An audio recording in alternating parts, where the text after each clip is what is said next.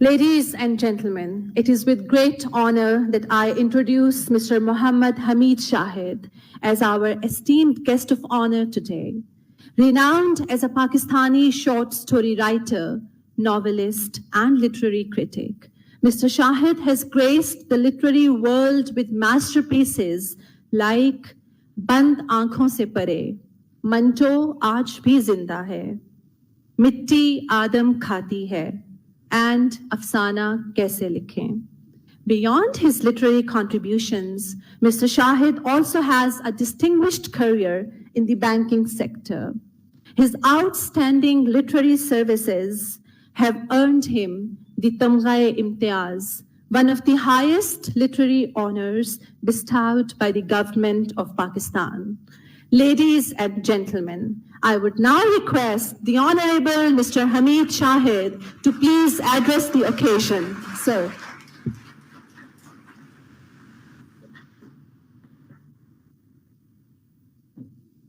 बहुत शुक्रिया जी, आपने इस मोहब्बत से याद किया।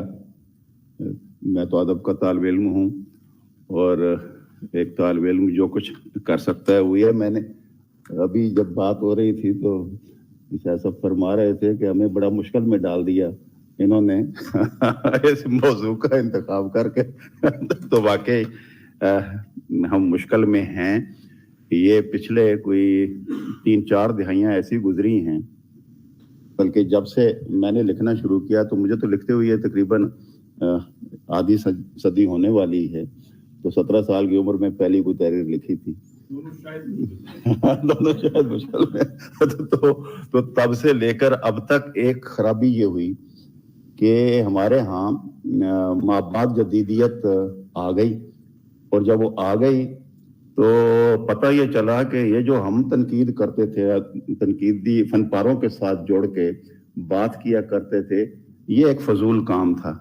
हमें कोई थ्योरी पे बात करनी चाहिए। और फिर जो है ये सारी थ्योरीज जो है हमारे यहाँ आ गई, और तालीमी अदारों में ये हुआ कि थ्योरी ने रिप्लेस कर दिया तनकीद को। तनकीद जो है वो कहीं और चली गई, उसे धकेल के पीछे कर दिया। वो उसमें मकामी आदमी का मौक़िफ़ था, उस तनकीद में मकामी आदमी का मौक़िफ़ था जो हमारे लिए फरसूदा हो गई, और हम उसकी जगह थ्योरी ले आए। उसमें बहुत सारी ऐसी टर्म्स थी जो वहाँ से हमने उठाई थी, और एज सच हम उन्हें यहाँ पे दूसरों को सुझाने में लगे हुए थे। नतीजा ये हुआ कि ना हमें समझ आया कि हम क्या कर रहे हैं, ना हमें अपने अदब का पता चला, और ये मसाइल पैदा हो गए जिसकी तरफ अभी शाहजेब खान साहब इशारा फरमा रहे थे। कल जब बात हुई, डॉक्टर सफीर रहमान साहब ने हुक्म दिया कि मुझे यहाँ आना है। शायद इफ्तिखार आरिफ साहब काबू नहीं आए थे तो उनकी जगह वो मुझे पकड़ लिया उन्होंने। तो शाम को कल चूंकि यहाँ पे कॉन्फ्रेंस थी, उसमें मैं बैठा था, बातें हो रही थी, गुफ्तगू हो रही थी, तो वो इन्होंने कहा कि मैं आपको वो प्रोग्राम भेज दूंगा। तो शाम को जब मैंने उसको व्हाट्सएप को खोला तो उसमें जब वो पढ़ा तो मैं परेशान हुआ कि मैं क्या बात करूंगा। खैर मैंने सोचा, और जो सोचा वो थोड़ा सा लिख लिया। आपको थोड़ा सा तवज्जो आपकी चाहिए होगी, आपकी समखराशी के लिए मैं मदद खाऊं, लेकिन ये है कि आप सुन लीजिए, मुमकिन है इसमें कोई काम की बात निकल आए।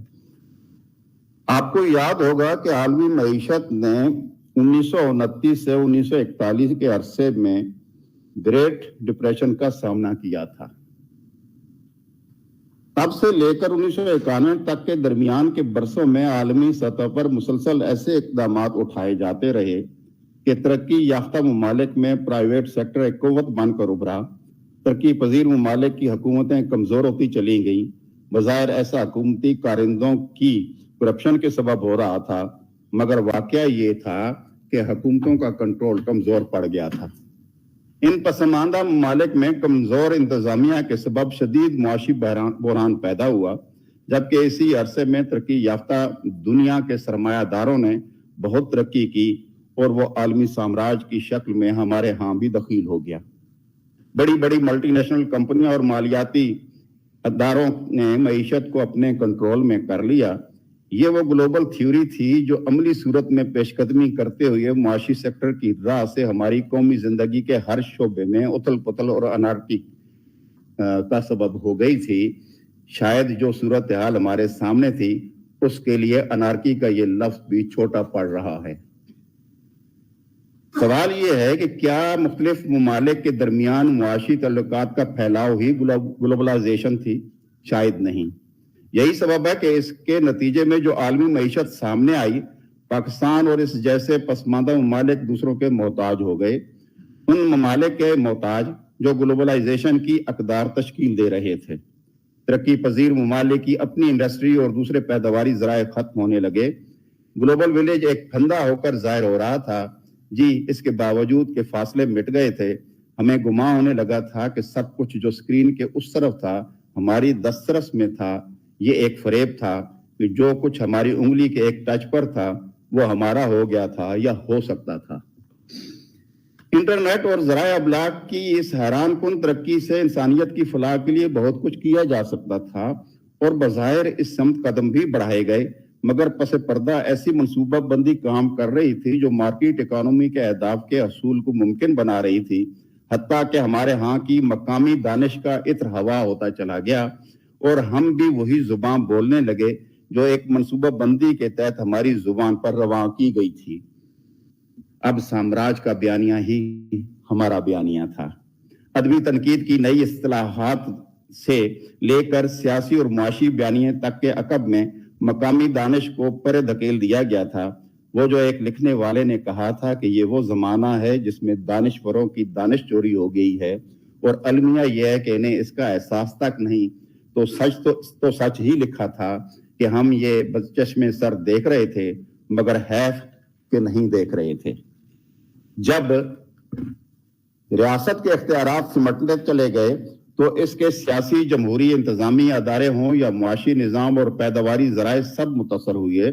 सबसे ज्यादा और शदीद बहरान सकाफत और इल्म अदब के बाब में देखा गया।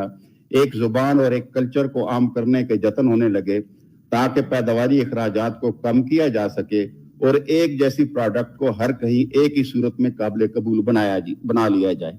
जब ये फार्मूला हर कहीं एक जैसा कामयाब ना रहा तो मकामी जुबानों को इंटरनेट पर जगह दी जाने लगी और उनके कल्चर से आलमी कल्चर के जेर असर कुछ तब्दीलियां करके उनकी सरपरस्ती की जाने लगी। हत्ता के जुबान और अदब और कल्चर भी एक प्रोडक्ट की सूरत इख्तियार करता चला गया, वो प्रोडक्ट जिसके हम सिर्फ सारिफ थे। मैंने ये तमहीद इसलिए नहीं बांधी कि मैं इस सूरत हाल से यकसर मायूस हूं। मैं समझता हूं कि इस सूरत हाल में अपनी पिसपाई को दुरुस्त और कारगर हिकमत अमली से अपने हक में मौके की सूरत में बदला जा सकता है। मुझे लगता है कि आज की कॉन्फ्रेंस भी इसी जानिब एक कदम है। जब आप अपने यहाँ के आला अदब को दूसरी आलमी जुबानों में मुंतकिल करने और जदीद वसाइल को इस्तेमाल में लाकर उसे दुनिया की दीगर जुबानों के मुकाबले रखेंगे तो मुझे यकीन है कि रूमी की दीवानी दुनिया, यहाँ की सूफियाना शायरी से लेकर यहाँ की शायरी हत्ता के उर्दू गजल के भेदों भरी कायनात के मुकाबले होकर जरूर सोचेगी कि अच्छा, एक ऐसी सिन्फ भी उर्दू वालों के पास है जिसके दो मिसरों के अंदर दानिश भरी मानवियत का जादू बोलता है। मुझे यकीन है कि अंग्रेजी और दूसरी आलमी जुबानों में यहाँ का आमियाना नहीं आला फिक्शन मुनकलिब होगा तो दुनिया इसकी तरफ जरूर लपकेगी कि मैं इसे अपने यहाँ के अंग्रेजी में लिखने वालों की वहां पजीराई देखता हूँ।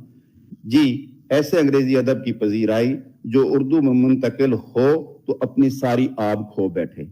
यही मामला दूसरे सकाफती मुजाहिर का है कि हमारे पास महज नुसरत फतेह अली खान और ट्रक आर्ट ही नहीं है जिसकी दुनिया दीवानी है, और भी बहुत कुछ है।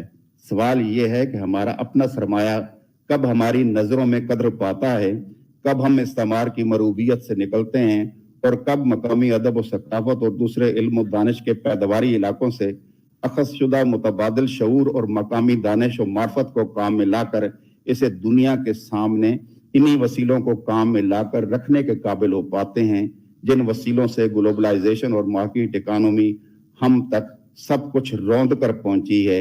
अगर हम ऐसा कर पाते हैं तो हम पर कामयाबों के ऐसे आफाक खुलते चले जाएंगे जिनका फिलहाल तसव्वुर भी नहीं किया जा सकता। आपका बहुत शुक्रिया।